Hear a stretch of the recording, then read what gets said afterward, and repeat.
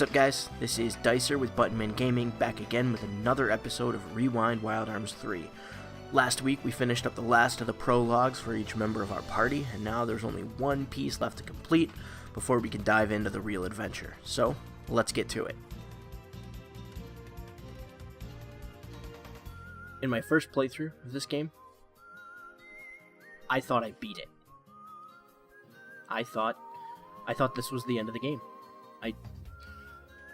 And I was actually kind of pissed, because, I mean, the prologues, they're not short necessarily, but they're not long. I mean, this was, 2, maybe 3 hours of gameplay, and a lot of that was, in this case, was me, talking about my first experience with the game. I spent a lot of time doing things that I didn't do in my first playthrough. Grinding out levels, reading everything I could find, that sort of thing. So, I was really upset. You get the recap of what I thought was the opening cinematic, and then the credits start rolling, and it's like, well, what the hell? What's next? Spoiler alert, there was a lot more to this game. But yeah, I was mad.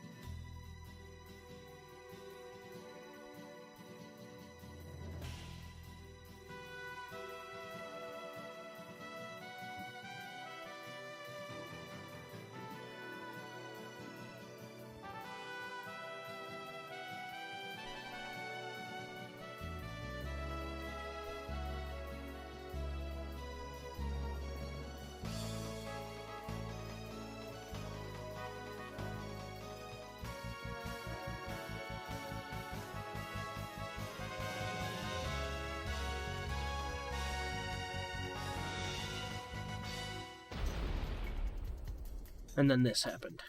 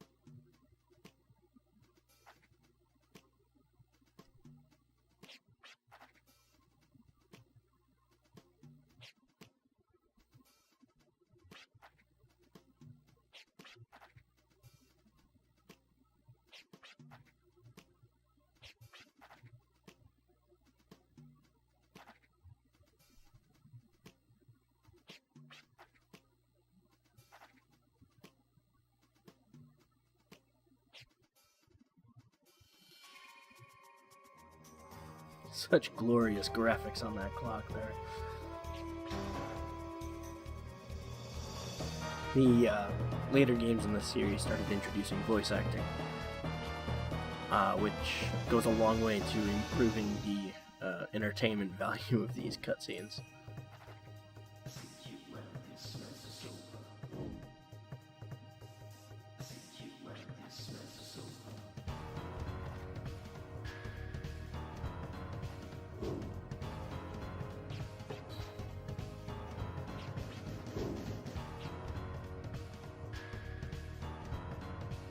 Alright.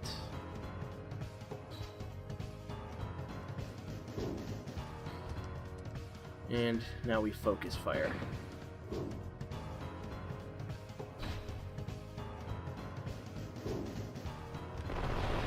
I talked about in an earlier episode about how battles play out in turns. And each turn everybody executes the chosen action in order based on their speed stat. But here we go. That's fun. There's another thing that you can do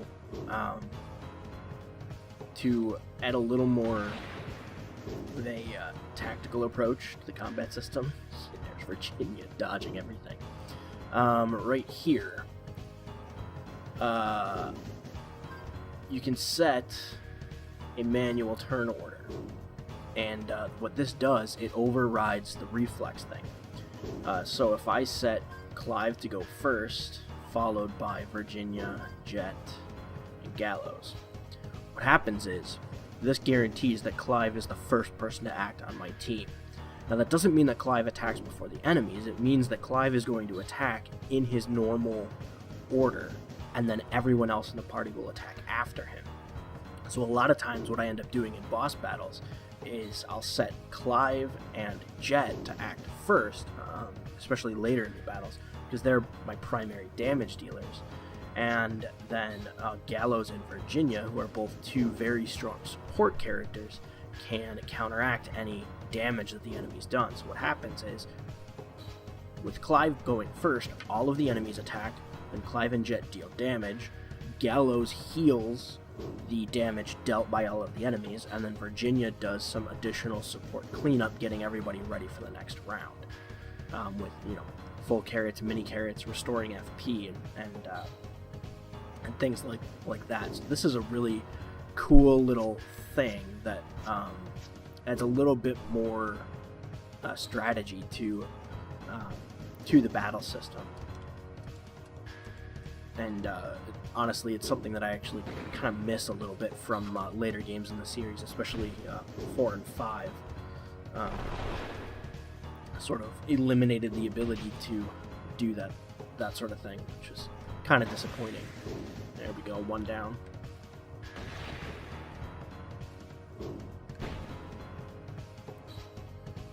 Now we talked about Virginia's got the FP, so we'll do hers first. Virginia's Mystic ability, the way that she can attack a group of enemies with one item, but as you saw in the tooltip, she can also heal the entire party with one item.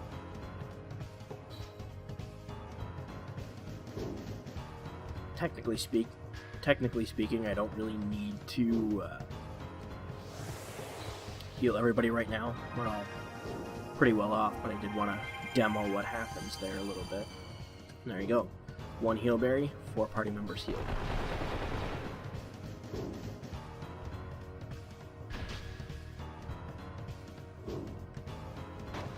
Normally I would reserve those for a point in the battle when they're going to be a little bit more effective. Ooh, Clive! Dodging a bullet. Literally. Very nice, sir. Alright.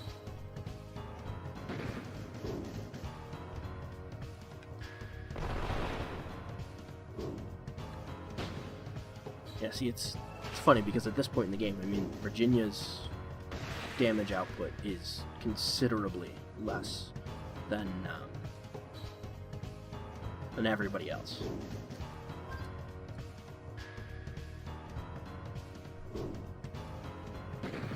She comes in, does about 30 damage, and yeah, it's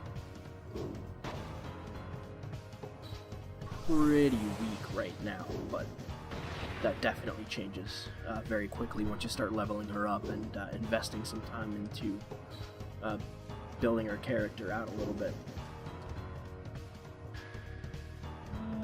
We still got some ammo. Let's do a free heal on everybody with Gallows and his extension ability.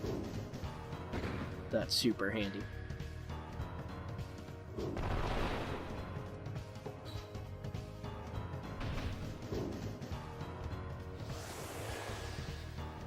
I seem to remember my first round, my first attempt at this fight, my first playthrough being just awful. I think I had to restart it 2 or 3 times because I just kept getting annihilated.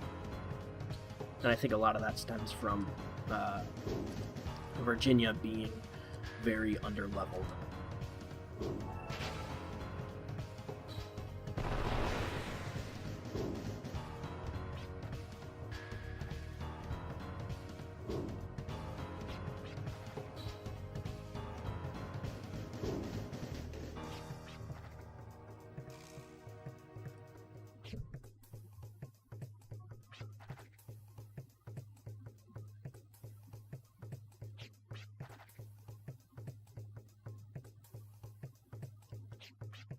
I kind of like Janice as a character. He irritated the heck out of me my first time through the game, but I don't know, he's kind of grown on me. I sort of sympathize with him a little bit. He's criminally honest, you know? Kind of like Jaime Lannister, especially early on. You know, he's the kind of person who has a code, lives by the code, sticks to the code. Even if it's a little morally questionable, he sticks to his guns. And, you know, that's something that you kind of respect a little bit in a weird, sort of backwards way, I guess.